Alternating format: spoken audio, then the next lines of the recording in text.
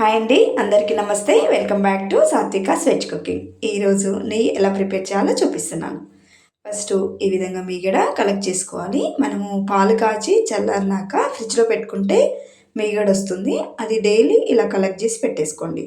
10 days లేదా 15 days వరకు అయితే బాగుంటుంది.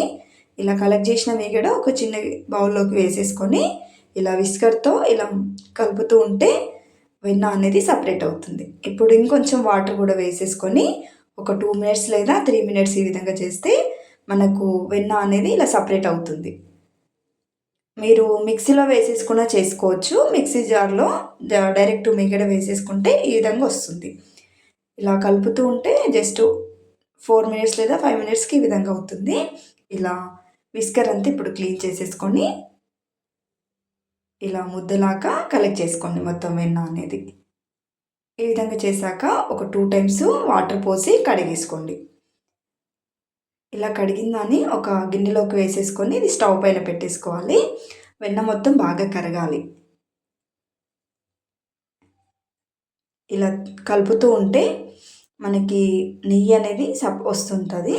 ఇలా స్పూన్ పెట్టండి, నెయ్యి బయటకు పొంగకుండా ఉంటుంది. ఇలా చూడండి 2 మినిట్స్ అయ్యాక ఈ విధంగా అవుతుంది.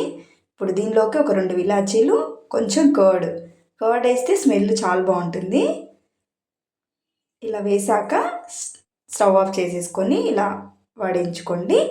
ఇప్పుడు ఒక చిన్న దానిలోకి స్టోర్ చేసేసుకోండి. అంతే అండి, నెయ్యి అనేది రెడీ అయిపోయింది. హోమ్మేడ్ నెయ్యి కదా, చాలా టేస్టీగా ఉంటుంది. మీరు కూడా తప్పకుండా ట్రై చేయండి.